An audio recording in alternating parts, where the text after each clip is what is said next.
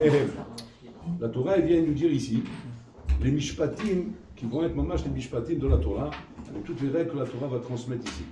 Ces règles de la Torah, Rabotai, sont les règles sur lesquelles, après 120 ans, on va demander à l'homme, Aïm la mata davar mitor davar. Parce qu'en fait, tout le but des mishpatim, c'est d'apprendre à se servir de son sechel. Et le vrai fonctionnement du sechel commence quand un homme est capable d'apprendre davar mitor davar. Chose qui est très très très rare dans la vie. Dans la vie de l'homme, très rarement un homme il apprend davar mitor davar. Un homme est plus comment dire, plus matériel, il regarde les choses telles qu'elles se présentent devant lui. Mais un homme n'arrive pas toujours à faire ce travail de apprendre une chose d'une autre chose. D'un événement, faire une déduction. Et ça, c'est l'essentiel. 3 choses on demande à l'homme après 120 ans, quand il arrive à avoir la même. On lui demande Aïm kavata etim la Torah, Aïm nasata venatata be'emuna. Sous-entendu, est-ce que le commerce que tu as fait, le business que tu l'as fait honnêtement, tu n'as pas trompé personne, tu n'as pas roulé personne, tu l'as fait honnêtement. Deuxième question. Troisième question, Aïm la mata davar mitor davar. Alors regardez bien, Mishlama, les 2 premières questions, je comprends, qu'on peut les poser à tout le monde.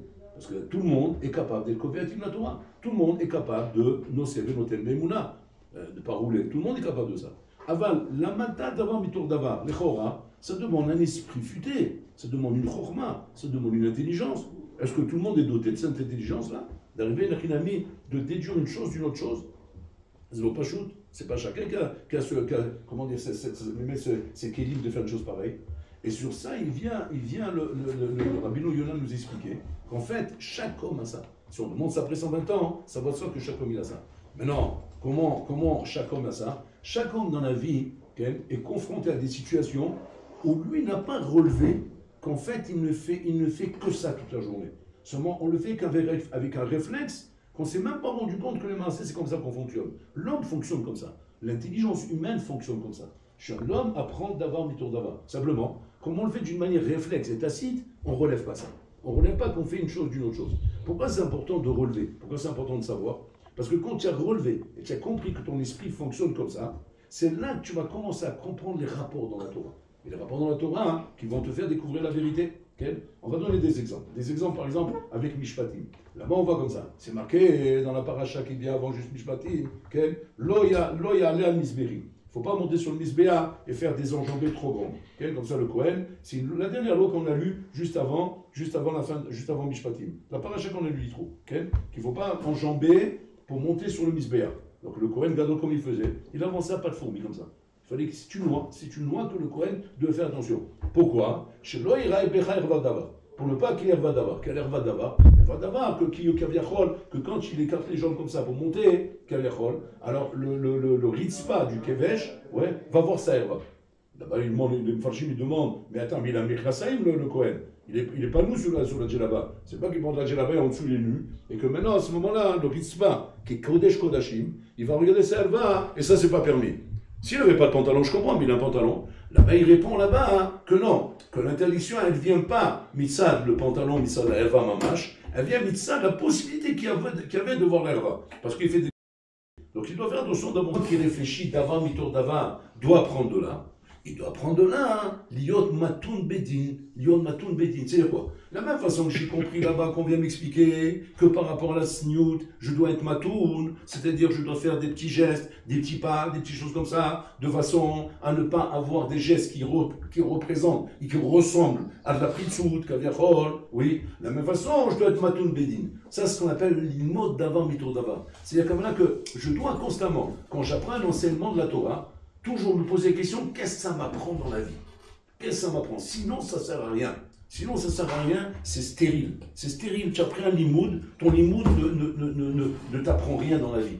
Tu dois dire toujours, qu'est-ce que ça m'apprend dans la vie de tous les jours? Tu vas dire, et alors? Et si j'arrive à trouver qu'est-ce que ça m'apprend? Si tu arrives à trouver qu'est-ce que ça va t'apprendre, ça va être d'avoir Victor d'avoir sur lequel on te demande après 120 ans, est-ce que tu l'as fait? Pourquoi on me demande cette question après 120 ans? Parce que c'est tellement important. Parce que c'est comme ça qu'il a mis que la Torah, tu la mets en pratique. La Torah, si on la laisse théorique, on la laisse dans ses bouquins, on la laisse dans ses livres à bouteille, elle ne t'apprend rien dans la vie. C'est pour ça qu'il a mis, on est facilement attiré par le Yetzara. En fait, où est-ce que le travail trouve une faille? Où est-ce qu'il trouve la porte ouverte pour te faire tomber? Parce que tu ne te sers pas de la Torah. Tu dis comment je ne me sers pas? Mais j'étudie la Torah. Tu comprends? Depuis des années, j'étudie la Torah, je ne comprends pas, je fais quand même des avéros. Tu as dans la main, tu sais pourquoi? Parce que tu as le lomé d'avant, micro d'avant. Parce qu'en fait, tu ne vois pas le rapport de ce que la Torah t'apprend dans la vie. Si tu faisais ce rapport-là, constamment, comme ça, tu fais travailler ta tête. Maintenant, tu as appris une chose, ok, je vais manger, je vais boire, je marche dans la rue, je me promène, j'attends le bus, n'importe quoi. Mon cerveau, il doit travailler à ce moment-là. Qu'est-ce qu'il doit travailler, mon cerveau? Qu'est-ce qu'il doit travailler? Les modes d'avant, mes tours d'avant. J'ai appris ça maintenant. Qu'est-ce que ça vient me prendre dans la vie? C'est comme ça qu'un homme, il commence à comprendre, mais mec, le rapport de la Torah dans la vie. Sinon, la Torah, Rabotai, elle est très théorique comme ça. C'est une Chokhma Stouma, Chokhma fermée comme un bunker comme ça, où tu as l'impression que tu es que devant des Choukim. Puis Tom, là, vient te devant te dévoiler, elle est un Mishpatim. C'est quoi la différence entre Choukim et Mishpatim? Choukim, ce sont des lois sans ta'am. Il n'y a pas de ta'am, c'est Choukim. Mishpatim sont des lois avec ta'am, des lois que l'homme peut manipuler. Maintenant, comment j'arrive à rendre le Chok Mishpat quand je suis l'homène d'avoir mes tours d'avant? Quand j'apprends une chose d'une autre, là je rends le Chok Mishpat. Comment je le rends Mishpat? Parce que je le rends praticable dans la vie. Je vois le rapport, je vois comment cette chose-là, une amie, vient rentrer dans ma vie et vient m'apprendre quelque chose d'extraordinaire. Et c'est là que l'homme plutôt mitlaev. Comment le bonhomme il est mitlaev dans son cœur? C'est quoi vers Shevota et je descends cette notion dans mon cœur. Quand le cœur voit maintenant, dans le yom-yom, comment cette loi, oh, c'est extraordinaire, je ne voyais pas le rapport. Moi, je vois le rapport, c'est magnifique ce que j'apprends ici. Et c'est comme ça que l'homme il peut avancer. Par exemple, regardez, il y a une loi dans la Torah qui dit maintenant concernant le ganav. Le ganav qui vient voler par exemple un short. Il vole le short de son voisin, dans la nuit il a pris le short, il s'est sauvé avec. Ouais, il a volé le short. Et maintenant qu'il a volé le short, ouais, tavar ou machar. Tavar ou machar, c'est-à-dire soit il a fait tfira, il a été chauffé d'auto, il a fait à la hache dans son jardin, ouais. Ou bien, machar, c'est-à-dire il a pris le short, il est parti au chouk là-bas, il a vendu. Il a récupéré l'argent, et comme ça le bonhomme, il fait des affaires. Ouais, il vole des chevalim, il les vend, il récupère l'argent. Là-bas, la Torah dit, si maintenant on l'attrape, c'est qu'il n'est pas maudé, on l'attrape. D'accord? Combien il doit payer celui-là? Il doit payer 5 fois le prix du short. C'est-à-dire le short, par exemple, il vaut 10 000 euros, ouais, il doit payer maintenant 50 000 euros. 50 000 euros. Et la Gemara demande pourquoi il doit payer 50 000 euros. Qu'était la mettre au train, mazel bitul melacha. Comme ça dit la Gemara. Ça fait le mot. Maintenant, la Gemara demande la question là-bas. Et pourquoi dans le C, il paye 4 fois? Le C, c'est quoi? Il a volé un agneau. Là-bas, il paye 4 fois. Okay? La Gemara demande pourquoi il paye 4 fois? Pourquoi il ne paye pas 5 fois? Ouais. Là-bas, tu dis, parce que je parle bitul melacha.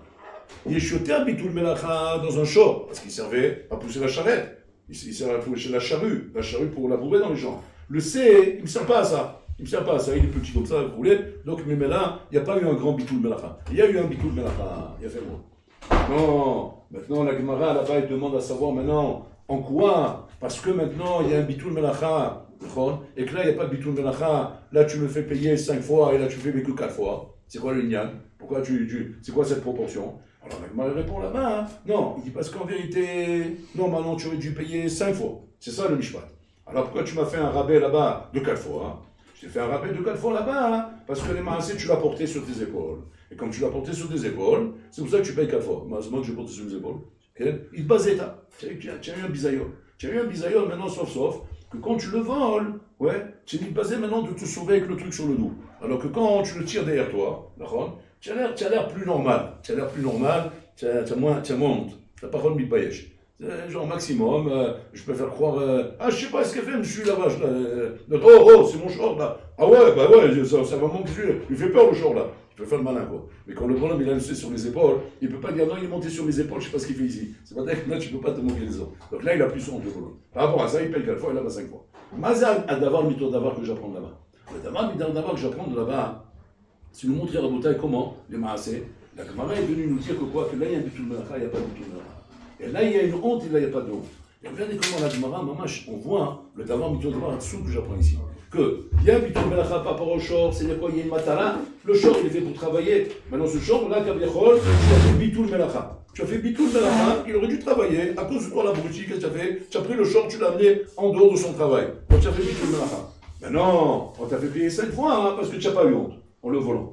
Je sais que là-bas, il n'y a pas eu bitul melacha, et Nachilami, on te fait payer 4 fois, parce que tu as eu honte. Tu as eu honte en le levant. Il a fait mot. Non, d'avoir bitul d'ava. D'avoir bitul d'ava, tu dois prendre là-bas, c'est le bitul zman.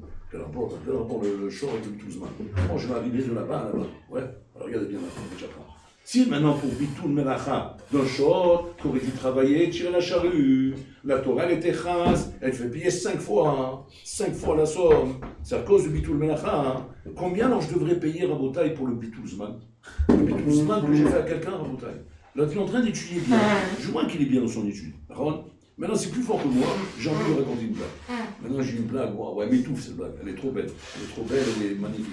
Elle est magnifique, il faut que je la raconte. Maintenant, je n'ai pas trouvé à raconter mieux que celui qui est à côté de moi qui est en train de bien étudier. Et t'as vu, il est en train de bien étudier. On dit que ça fait mal au cœur de voir bien. Il rigole, il rigole, il rigole, il rigole, il rigole. Pendant une demi-heure, jusqu'à ça là, il s'est calmé, il a pu reprendre l'étude. Tu as fait maintenant une demi-heure de bitul zman. Si déjà pour un short en bouteille, ça raconte un animal, si t'as baisé. Et pour rien, en quoi maintenant tu vas payer 5 fois le short? Bitul melacha, c'est 5 fois le short. Fais une évaluation du bitul melacha. Pourquoi tu vas payer 5 fois le short en entier, toute sa valeur du short? De là, tu vois, il y a son Hatsum, que tu dois prendre si tu as un bitul d'ava. Qu'une chose pour laquelle elle est faite, si jamais cette chose-là, tu ne va tel autant, c'est-à-dire tu l'annules de la chose pour laquelle elle est faite, ça s'appelle que bital tête kola d'avavazé. Nous travaillons, mais ceux qui sont ici. C'est-à-dire pas comme on pourrait croire que non, c'est une évaluation de temps. Une évaluation de temps, c'est quoi, Rabotai? Ben, prends le calcul. Combien le short il aurait pu travailler pendant tout le temps que je l'ai récupéré, et que je l'ai volé, et que je l'ai volé, et que je l'ai vendu, ça y est, on arrête là. Alors, on fait le calcul. Combien c'est? On va dire, j'ai fait perdre 1 heure de travail. Évalue combien c'est une heure de travail. Combien? C'est 112, 212, ok. Mais tu vas pas me faire payer des sommes pareilles. Tu veux payer 5 fois le short. Comme si que le short aurait été, si j'avais volé 5 chevalim. Tu exagères quand même. Pourquoi tu me fais payer 5 fois le short? Parce qu'en vérité, on évalue ici, Rabotai, pas le bitul melacha en temps. Et là, par rapport à la mitzvot, ce champ était réservé pour ça. Maintenant que ce champ est Nachilami, qui était réservé pour ça, tu l'as détourné de son tafkid, la Torah, elle évalue ça 5 fois le jour. Comme si, en vérité, tu as volé ici 5 chevalets. Nous réveillons, Rabotai. Là, c'est pareil. Quand maintenant le bonhomme, il est assis en train d'étudier, ou le chef et l'omède, c'est la matara de son être, c'est la matara de ce pourquoi il est là. Si maintenant, toi, tu le fais bitul zman, tu viens raconter une blague, ou tu viens raconter une histoire, ou tu viens parler avec lui, Atamevatel, qu'on a mitzvut chez la damazé. Ça, c'est ce qu'il faut apprendre à Rabotai. La portée des choses. Un bonhomme qui ne fait pas d'avant d'ava, il n'apprend pas ça de ça. Il n'apprend pas ça de ça. Il voit simplement des lois dans la Torah qui n'ont pas forcément en Rabotai de logique dans la vie. Donc le bonhomme, il ne voit pas la portée des choses. Il ne voit pas la hashivou des choses. Le stapler, je me rappelle quand on entrait avec lui, on lui demandait, expliquez-nous c'est quoi bitul zman. Comme ça, on demandait des questions comme ça au stapler. On demandait des questions de la vie pour voir la notion de la réponse. Dans la réponse, lui, quand il répond de là où il est. Oui. Et toi, tu as l'impression c'est là où tu es. Donc, là où tu es, là où il est, c'est des années-lumière. C'est des milliards d'années-lumière. Maintenant, tu poses une question pour essayer de voir comment il répond et voir où tu es par rapport à où il est. Et ça te donne une notion un petit peu de la distance. Ouais. Donc, on posait des questions exprès comme ça, la question pchoutote, mais c'est la réponse qui nous intéressait. Moi, on t'intéresse là. Je me rappelle une fois, je suis entré chez Saïpler, je dis, Sharav Yasbirli, on a dit, Mazé Bitouzman. C'est quoi Bitouzman? Je vois comment ça nous, parce que moi, j'ai ma notion à moi, un petit jeune de 17-18 ans, comme ça, ma notion, Bitouzman. Ok, bon, quand même, j'entendais les moussas crier, tout Torah, tout ça. Pour moi, bon stam, ça m'excitait, là, il est fatigué, c'est tout, ça va. C'est pas la fin du monde. C'est pas parce que j'ai levé la tête 5 minutes, ou 10 minutes, ou un quart d'heure, ou 20 minutes, le monde il s'est pas écroulé, ça va. Il continue à rouler sans moi, le monde. Je suis là où je suis pas là, Manaf Kamila. Maintenant, quand on entendait, on a l'impression que c'était grave, très grave. On dirait, bon, j'ai loupé un gauche. Il y a un truc qu'on ne m'a pas expliqué. Il faut m'expliquer. Il y a des trucs, des fois, par exemple, tu dis, n'appuie pas sur ce bouton, sinon tu détruis l'Amérique. Alors, je ne comprends pas, moi, c'est un bouton. Ouais, mais tu n'as pas compris que quand tu appuies là-dessus, en fait, tu lâches 100 missiles, tête nucléaire, bialistique, je ne sais pas quoi, qui passe dans le truc, il tombe sur l'Amérique. Par exemple, ça fait la bataille, un marécage. Il n'y a plus rien là-bas. Ça rase tout l'Amérique. Bah, ça, c'est le truc qu'il faut savoir, ça. Maintenant, on demande au stapler. Qu'est-ce qu'il disait, le stapler? C'est là, il nous répondait une réponse comme ça. Une réponse à la bataille. Il dit, machal. Je te donne un machal. Alors, c'est quoi un machal? Il dit, machal, bechoré, tu n'es pas un bébé choré. Un relais qui est à l'hôpital. Et maintenant, il est sous comment on appelle ça, respiration artificielle. Il est sous respiration artificielle. D'accord? Avec le masque comme ça, les filtres, les sources, poulet. Tu vois, le bonhomme, il est bleu, vert, etc. Il respire mamache avec le truc, c'est ça sa vie. Il n'arrive pas. Il n'arrive pas lui-même à respirer, il a besoin de ce tout-là, ouais. Et maintenant, toi, tu passes, toi, tu es en train de tourner dans la marque là, ouais. Qu'est-ce que tu cherches? Tu cherches, il rentre, il voit la robe, il remonte ça avec son truc là-bas. Il dit, putain, je lui demande à lui, peut-être qu'il sait. Oh, dis-moi, tu sais pas lui faire.